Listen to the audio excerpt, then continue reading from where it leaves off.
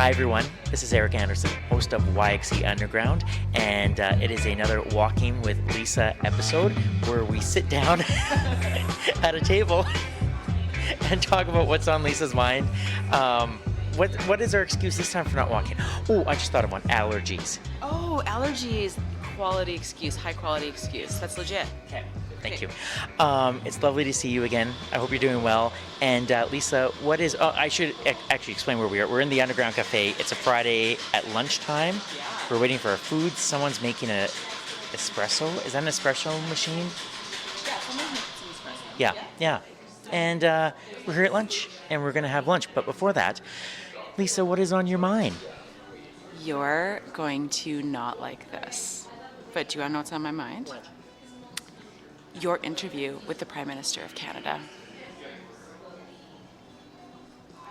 Can we talk? And then you can choose? We can talk.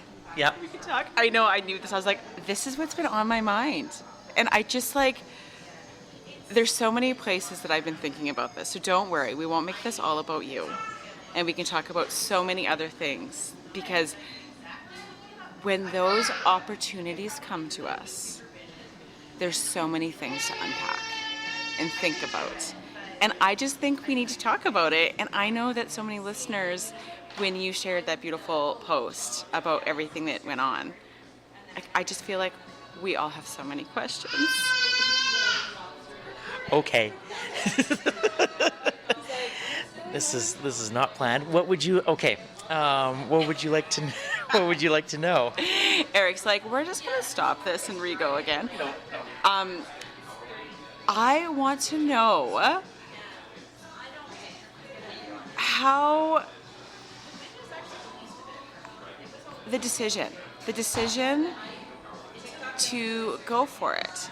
And I think more than the questions, I think the conversation, Eric, is about acknowledging that it wasn't just absolutely, yes, for sure, we're gonna do this thing.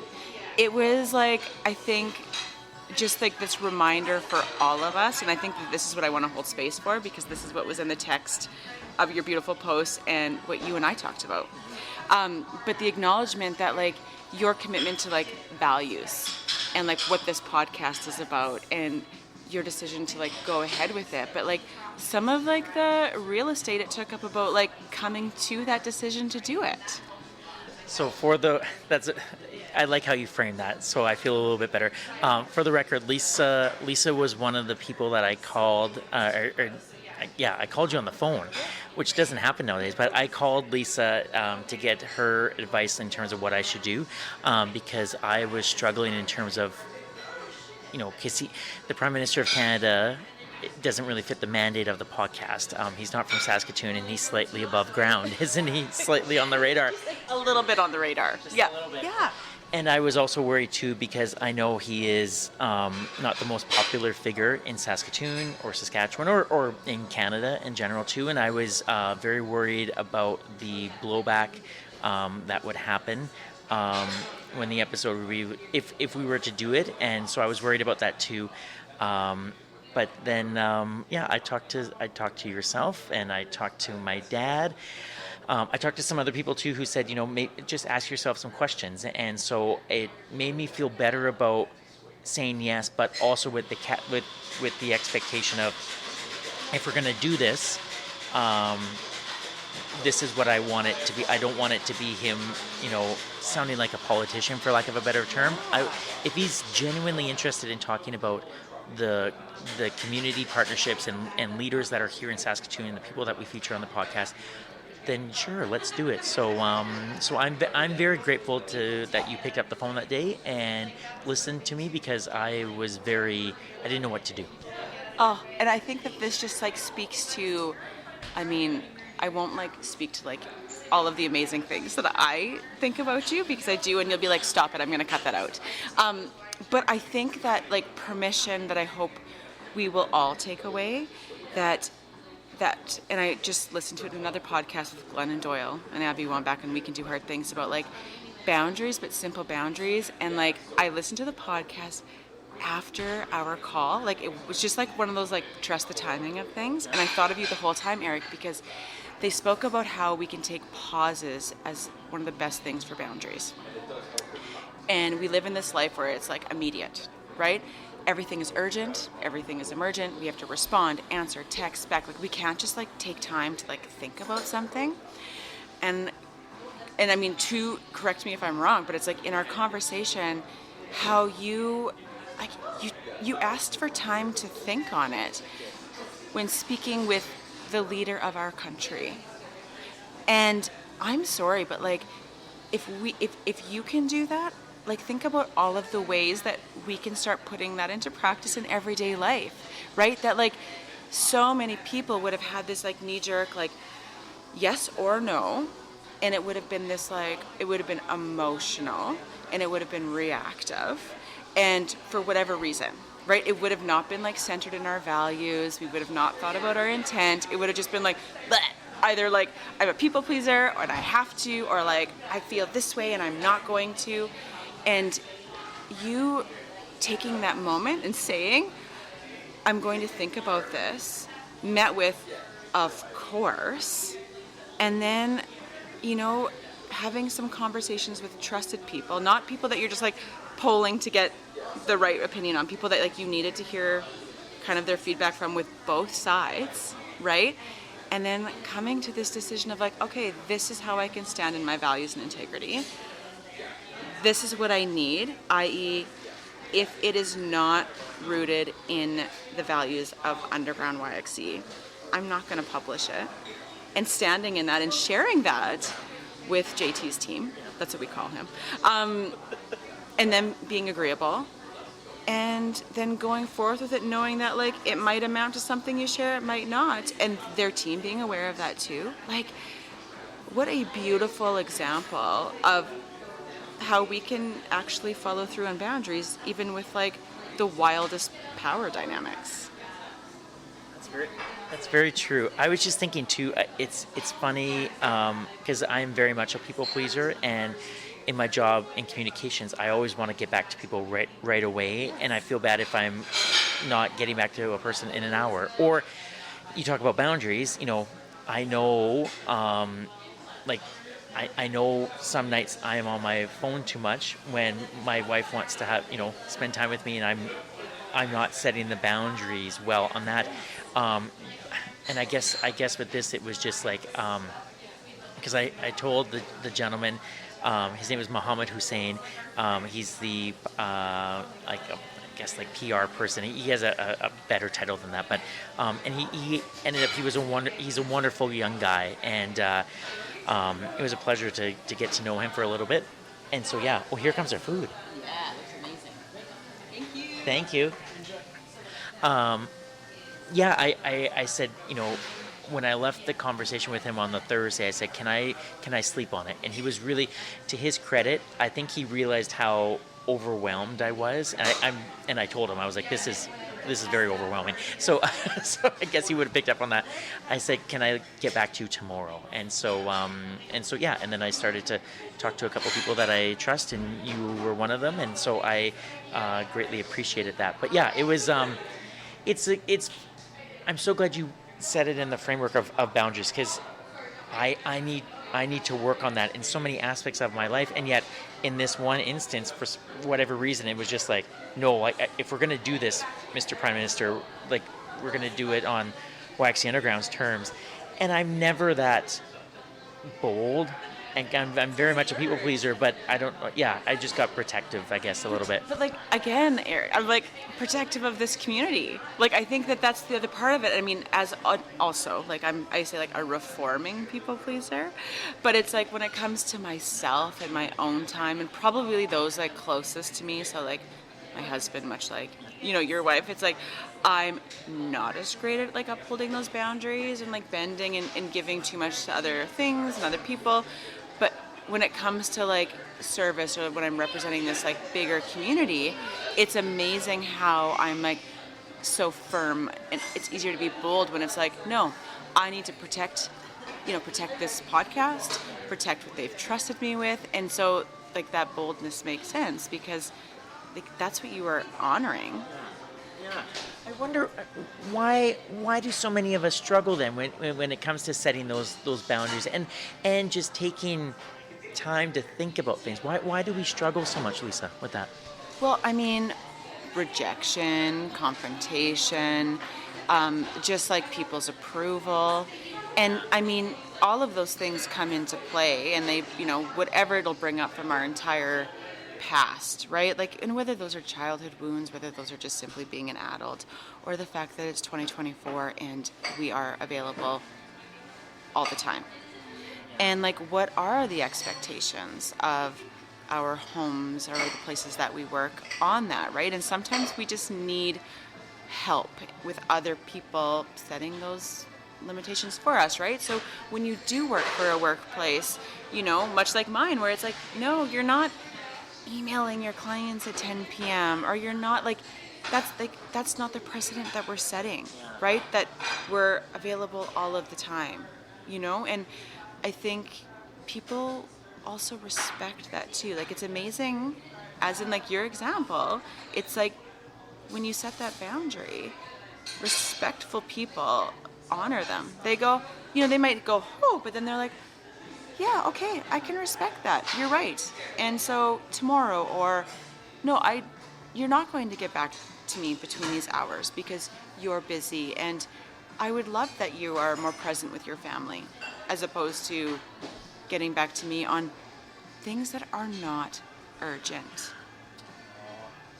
And I think that we need to take a step back and maybe start talking about what's actually urgent in our lives, and things that we've decided are urgent just because we can do things now doesn't mean we should do things right now.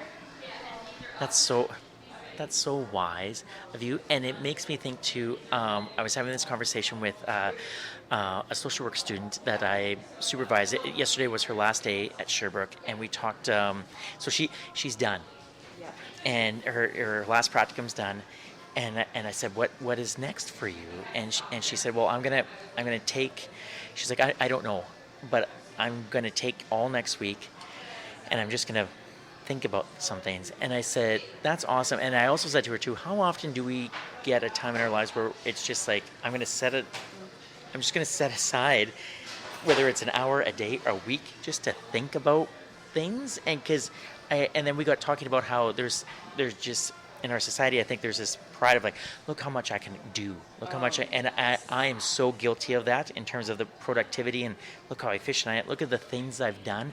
But actually taking time for yourself just to think about things, and it just doesn't, I don't do enough of that. I don't think any of us do. Like, none of us put capacity building into our days, right? Like, it's like that building that capacity think. And I have a colleague that I think it was a couple weeks ago now, she just like reflected on, very similar to what your social work student did, on like, how often do we carve out that time in our life, or when we are like in between jobs, how are we using that time? Or when you have another job coming, and like giving yourself that break where like you don't have that responsibility, and like using that time to just be. And like just allowing that time for us to think. Like, we just don't do that because we're just all about like output, productivity. That's our worth. That's how we're measuring our worth, and that doesn't make sense. When you were in between jobs from the university to now Rock and Blue, did you take some time for you to think? Yes. I think it ended up being like a week, because I know, and again, this is like where You Matter works, but the start date was meant to be the week sooner, and I had expressed to like my bosses, like, is it possible to delay it by a week? Because I would just like love that time to just like end one thing, kind of regroup, and then start a new thing.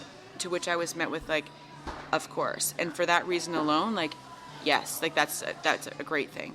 And I'm so glad. Now, I spent the whole time building like IKEA things, like in a wardrobe, and again, stillness and stuff that I have to practice. But it was just such a gift to have that time where all I did was focus on following my Swedish instructions wrong and doing it multiple times over and over. I love that. Do you have any words of advice if there are listeners out there that are maybe struggling to carve out that time to either sit and reflect or to maybe think about maybe what boundaries they can begin to put up in their lives? But any pieces of advice? I think the easiest place to start is building just pauses into your day. And like your pause might just be 10 seconds. That might be like hard for you to start, but then do that. So when you instinctively need to like the comment or respond to your DMs or clear them out on social media to answering that text message or like whatever that thing is that you are always thinking it's a crisis and it's like this just in very rarely, if ever, is it a crisis? It's how are you building in the pause to your response? I recently did volunteer training for Prairie Hospice, and one of the activities we talk about is just when I go around and have them share, I remind them all, I'm like, okay, so we're going to share. Whoever volunteers to go first, I always apologize to the person who's beside them because I'm like, that now means you've been volunteered to go second. But the other thing I ask of them is please focus on what the participants are sharing, not on the thing that you're going to say next. Because we do that, right? We're like, oh, it's my turn to share. What's my thing? I want to sound this, or I don't want to come across as stupid, or like whatever that is. And it's like, no. Just listen. And if you need a moment to gather your thoughts, take it. So that's another way to practice is when someone asks you something, and you just go like, I'm just going to think about that for a minute. It's important to me to answer this. And just take the time and respond. As opposed to we like quickly respond and then we go, oh, that's not what I meant. No. And like we're constantly trying to like delete the text, or edit the comment. And it's just like take a pause, just take a moment. And again, if you can do that when asked if you're willing to have a very high profile guest on your podcast, no, but if you're willing to say, I need to sleep on it, Yeah. and that was met with grace, and of course, I mean, do you think that maybe the DM on Instagram could maybe also be afforded the same pause and response? I know Jen's gonna hear this, my wife, and remember what you and Lisa talked about, and it's so true.